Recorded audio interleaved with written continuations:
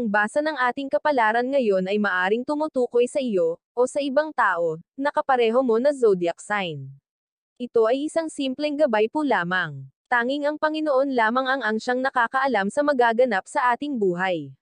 Gawing gabay at libangan lamang. Tagalog Chinese Horoscope. December 5, 2023. Year of the Rat. Maaari kang maloko sa panlabas na anyo kaya mag-ingat sa mga mapanlinlang.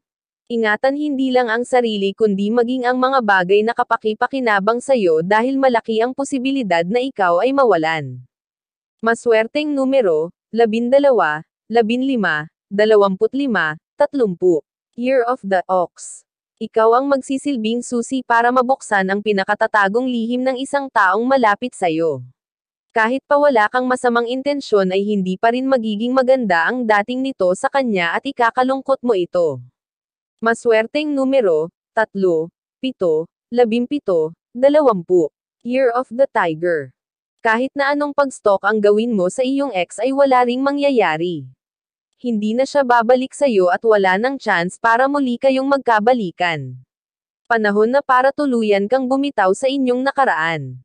Maswerteng numero, 43, 46, 47, 51. Year of the Rabbit. Ikaw ang siyang makapagsasabi kung ano ang gusto mong mangyari sa kasalukuyan mong sitwasyon sa trabaho. Nasa iyong mga kamay kung ikaw ay magpapatuloy at lalaban o hahayaan mo na lang sila na ikay apak-apakan. Maswerteng numero, 30, 32, 36, 39. Year of the Dragon. Hindi ka na maaaring manatili kung nasaan ka ngayon. Dapat ka nang humakbang palabas sa iyong comfort zone upang makita mo at maranasan ang mas maraming oportunidad sa labas. Ito na ang tamang panahon. Maswerteng numero, 65, 72, 75, 80. Year of the Snake. Isang kaibigan ang magbabalik sa iyong buhay. Bitbit niya ang magandang balita mula sa nakaraan. Kaya naman ang buhay mo ay muling magkakaroon ng kulay. Magbabalik ang dating sigla subalit kakambal nito ang komplikadong sitwasyon. Maswerteng numero, 22, 25, 34, 45.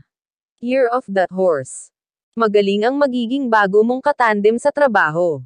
Yung akala mo ay alam mo na lahat ng pasikot-sikot sa trabaho pero dahil sa kanya ay marami ka pang matutuklasan sa araw na ito at sa mga susunod pa.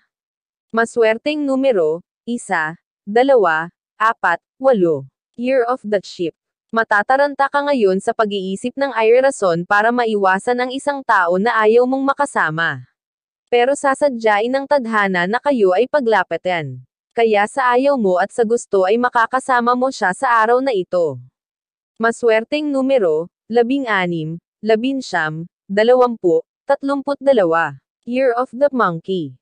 Hindi sa lahat ng oras ay kakampihan ka ng iyong mahal. Labis mong ipagdaramdam ang pagkakataon na ito dahil hindi ang panig mo ang kanyang paniniwalaan. Kaya naman ang buong araw ay ipagmumakmak mo. Maswerteng numero, 7, 13, 14, 24. Year of the Rooster. Magiging magaan ang araw na ito para sa'yo.